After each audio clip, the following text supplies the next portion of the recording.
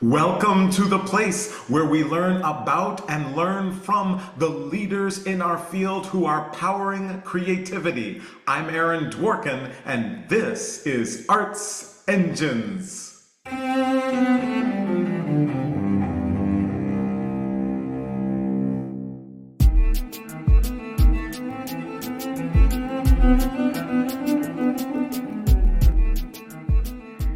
Thanks again for joining me here on Arts Engines. Today's guest is Loki Karuna, who serves as Executive Director of American Composers Forum. Loki, welcome to the show.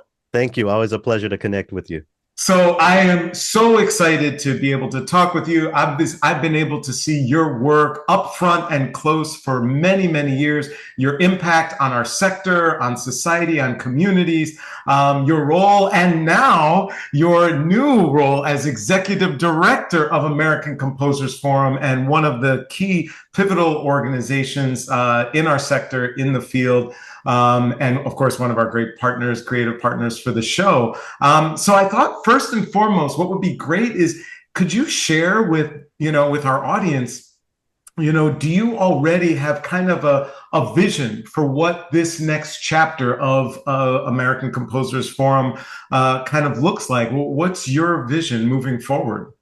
Absolutely. Well, the first thing I'll say is that I had the pleasure of joining the board of the American Composers Forum back in 2019. So I've been involved with the organization for many years now and have been, from my board seat, one of the key architects in the organization's new direction, centering anti-racism and leaning even deeper in our mission to support and advocate for people creating music today by demonstrating the relevance of their art. I've spent my entire career, whether it's been as a bassoonist, a radio host, composer advocate, and everything in between, really making the point that the music that we create and support today has a place in broader narrative. So it's my vision for ACF to really lean into that and be the leading organization that connects the dialogues that we're having today with the artists who are responding to it musically.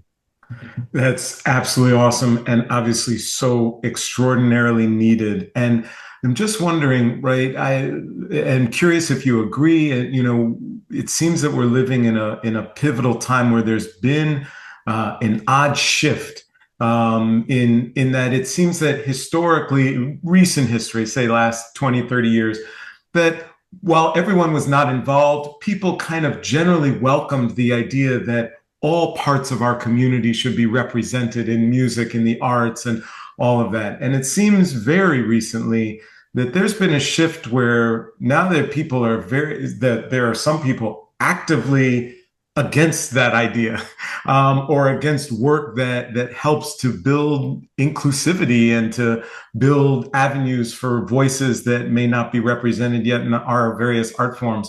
Wondering, how do you feel? What do you think about this particular moment that we're in and this vision you have for ACF? I think this moment that we're in is the moment that we all have been trained for, the moment that we've all, in some ways, been waiting for, the ways in which our industry has developed when it comes to conversations around equity, around diversity and inclusion. I think once upon a time were things that we needed to know on an academic level, but I think now we're really having to apply those learnings and to apply those perspectives, because the future of our field, of our art form, and really of our society will be formed and molded by all of us. Just as we're looking for inclusive art spaces, I believe that the arts sit within an inclusive space that really challenges any notion that fights back on everything that we've built regarding inclusion and diversity over recent years. So while many may be discouraged and disheartened, and understandably so, I'm actually excited to really apply all of the work that we've been doing for these years toward the creation of the future that we're all trying to create together. Absolutely awesome. And especially anyone who might be feeling that way, look to ACF potentially for collaboration, for partnerships. And that takes me to a key initiative that you have, and especially going into this next year, but Recomposing America. Tell us all about that. What's it about and what should we know? Yes, so Recomposing America is an intervention timed with the 250th anniversary of the signing of the Declaration of Independence. So there are many organizations who will be putting on their red, white, and blue bald eagle spectaculars, and we love it. But ACF, we're taking this multi-year initiative as our opportunity to really shine a light on the cultures, communities, perspectives, artists who both reside in the United States historically and have also been colonized or maybe marginalized by this complicated history that we're all sitting in. So this looks like commissions, this looks like support from ACF to other organizations who have programming that aligns with this thinking. We'll definitely be utilizing our digital platforms, including iCare, if you listen, to really highlight some of the narratives that are connected to these works and really to paint the picture of the United States that really deserves to be painted, a land with a complicated history, but a land with diverse perspectives and even more diverse music making. Absolutely awesome. And is there kind of the best way, if there are those in our audience who are looking at their own programming, their own work, and either maybe haven't finally determined what they might be doing relating to the 250th anniversary, best ways to explore potential partnerships with ACF or to look to try to connect with Recomposing America at all? Any suggestions you have? Yeah, so we'll be officially launching the initiative here in the next couple of months. So I encourage everyone to go to composersforum.org for more information on that. And just to keep an eye out on what some of our programming looks like. I'll offer just a couple examples. We're partnering with orchestras here in here in New York City, where I'm based, toward the commissioning of works that tell the stories of indigenous populations and tell the stories of women in ways that haven't been told before. We're also partnering with artists whose artistic practice is rooted in hip hop and R&B and connecting that to the uniquely American stories that we have provided to the world of musics over time. So in addition to checking out our website and keeping an eye on what we're up to in the next couple of years, I would encourage people to think about what is America to you? What is the America of your community, of your neighborhood, of your family? And think about how your programming can connect to those narratives. That's definitely where we started in creating this initiative.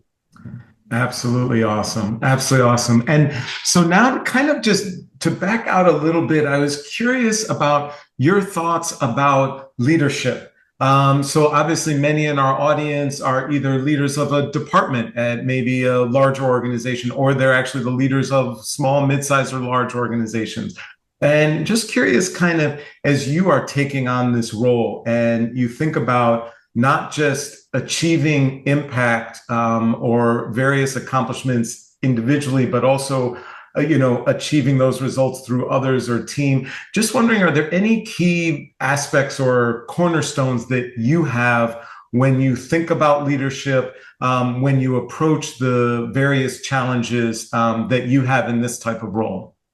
Yeah, I want to shout out Anthony McGill, who said this years ago, and it's really stuck with me, talking about community, how all of us are the result of community. That's certainly the case as I've developed my career over the years. And now that I've taken on this role, the community of other executive directors and CEOs who have been surrounding me have been so helpful as I continue to get my sea legs here in this position. So, I would say that this idea of community for leaders is more important now than ever. My team is always looking for ways to strengthen community as it relates to our various departments and our work.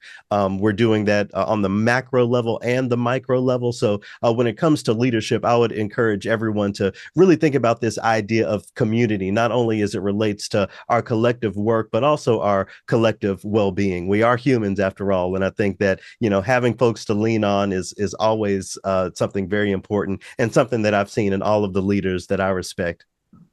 Awesome. And kind of to that point, we're almost out of time, but I always like to ask this of all my guests, as you know, and that relates to kind of that human part of leadership that no matter, how well it seems things are going, there's always these tough days. It seems like there are some obstacles that might not even be able to be overcome.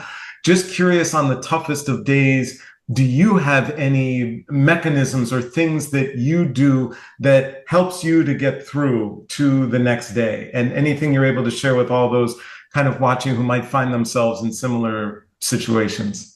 Sure. I think that facing those seemingly untraversable obstacles is a vital part of the work and just comes with the work. So I'm always looking at any challenge, any roadblock as an opportunity, as a reason to continue to move forward. So I would encourage, all of the leaders out there listening to really fight those obstacles with joy, because that's why we're here. And it's an honor to get to really do that work in this way, as so many of our forefathers, foremothers, foreparents have. I'll quote my spiritual mentor, Daisaku Ikeda, the late Daisaku Ikeda. He said that human rights starts with recognizing the importance of every individual. Peace starts with fostering friendships with others, and the driving force at the heart of it all is courage. So we have to be courageous. We have to really lean into community and take every opportunity that we have to change this world with joy.